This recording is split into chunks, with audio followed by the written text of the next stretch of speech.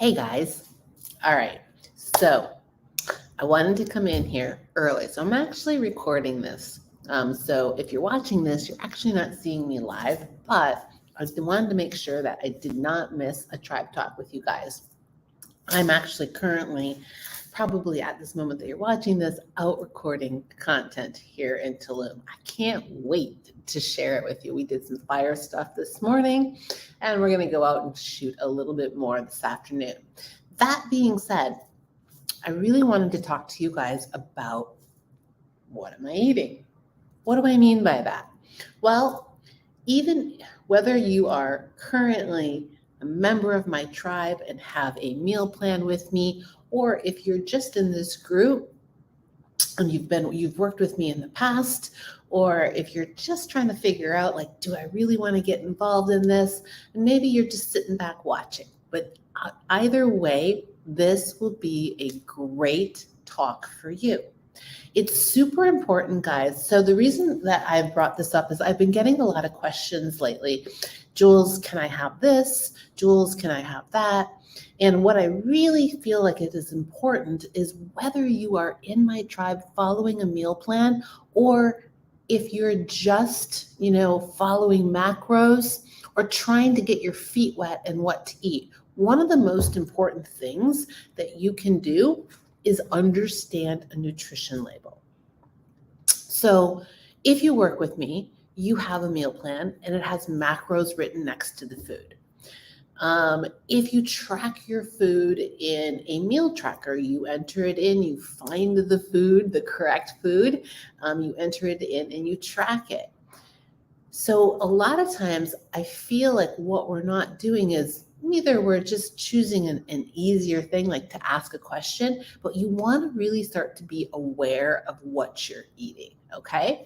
So in my tribe, you go through 4 phases. And when you start to get into phase 2, we start recording what you're eating. So even though you have a meal plan, I have you start tracking your food. Why? Because I want you to get in the habit of looking at what's in your food, okay? What am I eating? I'm growing my bangs out, my fringe out, and it's driving me crazy. So what am I eating? What are the macronutrients? How many calories does it have? How many grams of protein? How many grams of carbohydrates? Does it have any sugar?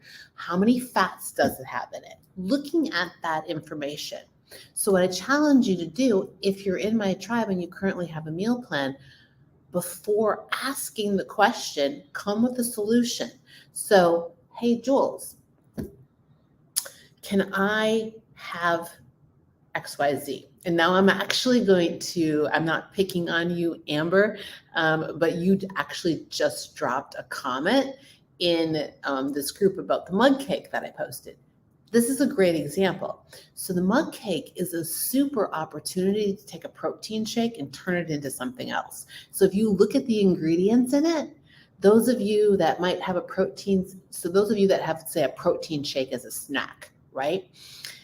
You will see, and especially if you guys use level 1, you'll see that that's all that's in there, okay? Is protein powder, some spices, some baking powder and some baking soda that actually makes it rise, and almond milk. So you could easily figure out, like, is this going to throw me over in my macros by plugging it in and actually looking at your macros for your meal plan. How many calories am I supposed to have for this snack? How many carbohydrates am I supposed to have for this snack? How many grams of protein? How many fat? Is this, and then look at the macros for the mug cake. Is this something that fits into one of my snacks? Could I have this? I don't know. Could you?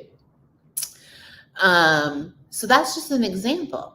You may be able to have it. It may fit perfectly into one of your meal plans, because quite honestly, that's really all it is a protein shake that you're turning into a mug cake. And by the way, it is extremely yummy. I think the only biggest difference that is in that mug cake is it's swapped out a quarter cup of almond milk for a quarter cup of water, which honestly is not going to throw the macros off. So if you like were to plug that into a macro tracker, you'd see that it wouldn't really throw the macros off that much. Or even if you were to match the macros up to your current meal plan, you'll probably see that they're not off that much and it's not that big a deal. Also, sometimes I'll get questions about, hey, Jules, can I have this or that? And honestly, just starting to look at what is in that food, like what are the macronutrients? So if I was to have chicken, say fish versus fish as a protein, if you plug your macronutrients for 3 ounces of chicken into a meal tracker, and then you plug in 3 ounces of, say, cod, now you can see the differences in the macros. What you're probably going to see is the cod has less calories, but more protein. So then you just have to equal out the ounces of chicken, because that's what you want to replace it with, until it meets. So either up or down. It's probably going to have to go down until the chicken matches the cod, and then you just get rid of the cod. And now your macros stay on point. But really starting to look, guys, at the nutrition labels too, because sometimes I'll get a question and say, this is the only, everything else I have, just this, you're going to laugh at this. So I bought oats, right? All in English. Okay. I turn it around to look at the macronutrients, and it's in Spanish, but yet the servings are all written in English, and all of this is in English. But over here, it's a sticker. I can take it off. Perfect. I just discovered, well, maybe I can. I can't suck over. But anyway, there's a sticker. I just discovered it's a sticker over here with the macronutrients written in Spanish. I'm like, God damn it. But my point is, and I'll use this these two as an examples. So say in your meal plan, or maybe you're always used to getting one brand, right? And you're like, well, what if I get, so Jules, you have Uncle Ben's rice in my meal plan. Can I have this rice instead? Whatever the name brand is. Enter in name brand. I don't know. You tell me. Can you? And here's how you can answer that, by looking at the macronutrients on the back. So when I look at this, 1 pouch is a serving size, which is 250 grams. So now I can think about this and go, okay, so I'm supposed to have a cup, right? Or a half a cup. So a half a cup is how many grams? Let's look this up. Okay, get into my little phone. 1/2, because even I don't know. This is exactly what I would have to do per the question. 1/2 cup in grams. So 64 grams. So 64 grams, and this is 1 pouch, has 200 calories. And if I said 265 grams, so now I could look at this, right? And this says a cup has 3 grams. So I am going to have a half a cup. So technically, if I'm having a half a cup and 1 cup has 200 calories, that means a half a cup is going to have 100 calories.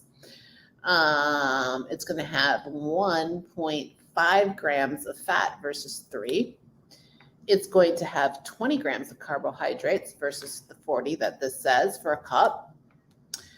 And it still doesn't have any sugar in it. And says it has 4 grams of protein for a cup. And I'm going to have half a cup, which is 64 grams. And I'll have 2 grams. So that's what I mean. So here, even though it says it's a serving size, it's the full pouch. If you look here, it actually shows you what a 1 cup serving is, which is 140 grams, or a full cup.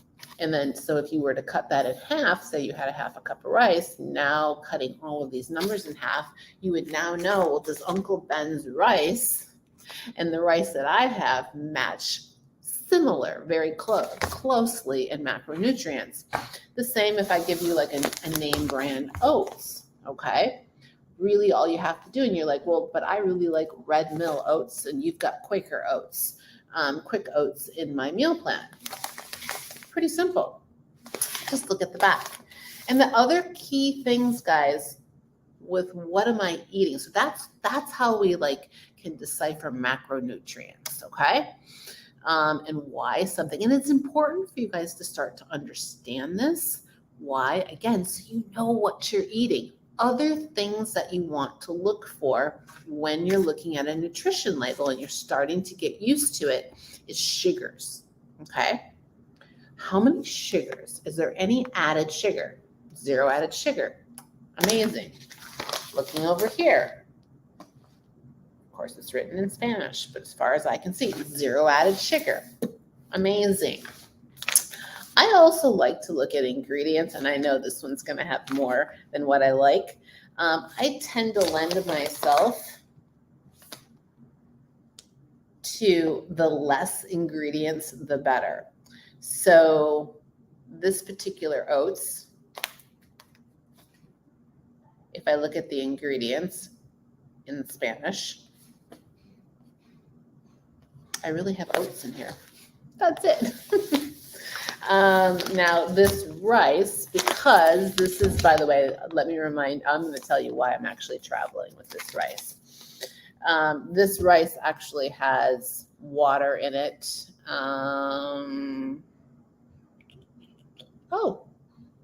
Water, long grain rice. Looks like it has like 2 added ingredients and some salt. 2 added ingredients that I'm not, well, if I had my glasses on or my readers, I could probably tell you what it was. But I'm having a hard time reading it. But anyway, actually that's pretty good. So I like to look for the least ingredients possible as well in something. Now the reason why, here's pro tip information that you can get on traveling, and I should actually do one on this. The reason why I am traveling with this pouch, or why I have this pouch of pre-made rice, is because I've been on the road for the past 4 weeks. And this is a great way of traveling. So this rice is pre-cooked. All I have to do is measure it out, put it into a container with my whatever my protein is and my vegetable, and heat it up. So pro tip on that. I also travel actually, and I don't have them sitting here. Now this isn't something I do when I'm at home, but I will travel with them. So I will travel with the pouches of albacore tuna, salmon, and sometimes chicken. Why? Now, they do have, I don't like to use them on a regular basis because they have some added ingredients and can have a little bit more sodium than normal, but they travel very well in an airport. So it's something that I can quickly put together. And then if I get the little cups of avocado, they happen to actually be the exact serving that I need. So they're about 50 grams, which is about, I believe, 3 ounces of avocado. So like, again, this is just something that I can use for convenience when I travel. So if you guys want to see me do a travel one, let me know in the comments below. Also, if this information was helpful, drop me a green heart, say hell yeah, and let me know that you tuned in by hashtagging I am here and dropping your name. If you watch this on a replay, which everybody's probably going to watch this on a replay, you can hashtag replay as well as your name. But let me know if this information was helpful on like looking at those ingredients that are in what you're buying, as well as if you want to hear me say, so if you want to hear more on travel tips, drop some fire. Okay. So drop a green heart to let me know if this was helpful, and drop me some fire and say, I want to know more about Jules' favorite travel tips, and I will do that for you next week. One more thing about looking at labels, and an example of something that's really good to look at when it comes to almond butters and peanut butters. So a lot of times, if you're with me on your meal plan, I put a very generic almond butter on your meal plan. I don't really call out a brand. And my reason behind that is I challenge you guys all. Here's an action item for each one of you. I really want you to do this. And then I want you to come back and tell me what you found out. Deal? If you're in, give me a thumbs up. Okay, here's what we're going to do.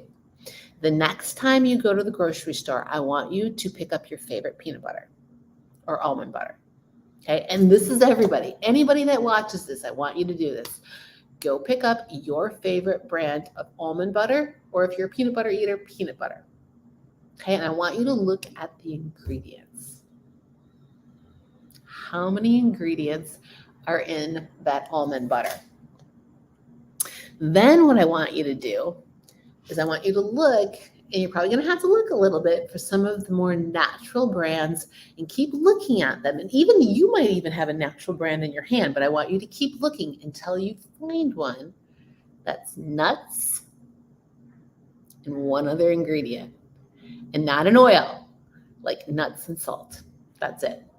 Or nuts and maybe a little bit of water. It's usually nuts and salt. All right? I want to hear how your almond butter or peanut butter compares. The ones that I usually go for have 2 ingredients in it. See if you can find an almond butter with 2, maximum 3 ingredients. Deal? All right, guys, do me a favor. Drop me some hearts below if this information was helpful. Come back with your homework assignment because I want to see it. And let me know what the hell yes we want travel tips if you want to hear more on how I travel. Peace.